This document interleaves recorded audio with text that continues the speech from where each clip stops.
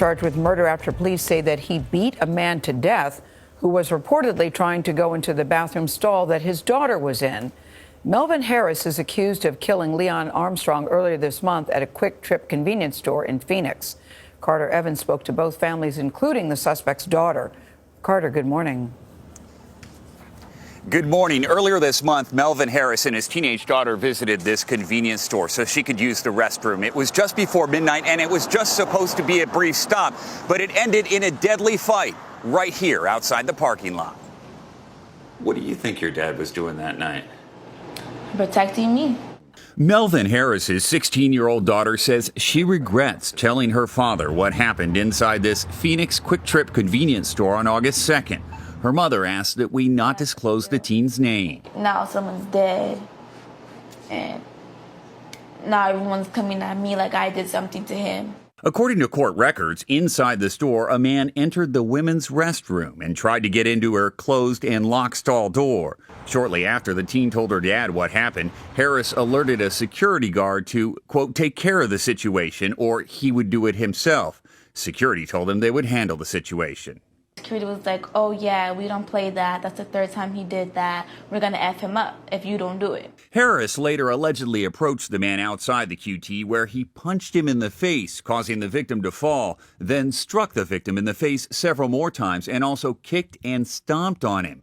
26-year-old Leon Armstrong died. I don't think anybody can be prepared to hear that type of news, that someone just was so cruel. Armstrong's aunt, Kathalina Johnson, says he suffered from schizophrenia. Though he did have some mental illness, he was never a person that was considered a pedophile of any sort. Harris is now facing a charge for second-degree murder. Diana Jackson is his fiancée. A guy died here. Yeah. I mean, this is really serious. It's sad because nobody should have died. She was supposed to be able to go in there, use the restroom, and get her a fountain drink, and go home. Urban teen, I have returned from third hour society. I know y'all seen this video. A father is jailed because he was trying to protect his daughter. He beat the man to death. That's pretty much the basic line of the story. Y'all guys seen how this guy, they say he got some type of mental illness. I would like to believe that he probably didn't know that at first. So his daughter went in to go use a bathroom and stuff, like she was 15 or 16 or something. She came back and told her father that the guy, which was 26 years old, they did not know that he went in and tried to break into her stall. So he was going to the ladies' bathroom, you know, and trying to harass the women, basically. So got back to the father. The father told the security guard, like I said in the video, they said that they was gonna handle it. They didn't handle it, and I will say he stepped up and did what he feel he should have done, and he beat the man to death. And you know what's crazy about it is that I see a lot of people doing it. I see a lot of fathers, brothers, letting loose and just going off the handle. I can almost see myself, which is kind of scary. He said he hit him in his head a couple times, and then he stomped on him, then he beat him upside his head. Like, you gotta know when to stop. All right, let's get to the point. Fathers, she called the father. Oh yeah, and now she regrets it because her father's locked up and she felt like it was her fault.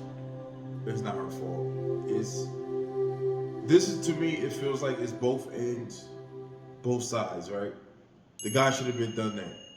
A lot of people would have beat him up, you know, knocked his head off and just stuff like that. And the father should have known when a level to go. Like, I'm not a father yet, but I am definitely a very protective man, family members, life and stuff like that. So I understand his side, but to go beat him up to death, he's actually sitting in jail now.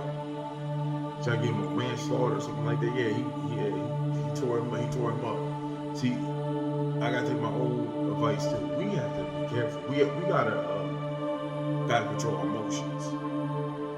I get what I'm saying. but yeah, we gotta control emotions, man. I wouldn't even say don't hit the guy at all, because I think I would have mushed his face, I would slapped him up a few times, but to jump on him, to beat him to death, and I know how that anger rolls, and it's just coming towards you because you're not thinking. We're going back to our I won't say tribal thing, but like our beast mode. You going back to a big club and loincloth, beat him upside his head. But like I said, this guy was innocent, and then his aunt, you see his aunt talking about it and say, "Oh yeah, what she say? He has some type of illness, and he should be." Listen, I feel bad to a certain degree because some things in this world is like it's kind of unfair.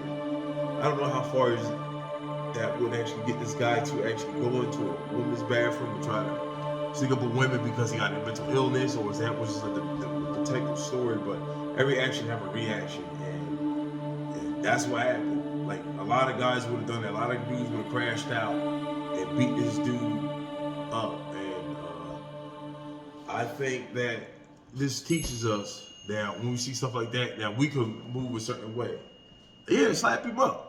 But guys, like your daughter is not protected because you're in jail. So we have to find another way. We gotta be better.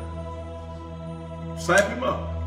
I'm talking about completely stop him to the point where you're locked up. You're not around for your daughter. And that's just my thought right now. It hits me. I gotta do better. Anyway, guys, I hope you like, share, comment below. Urban Team, Third Hour Society.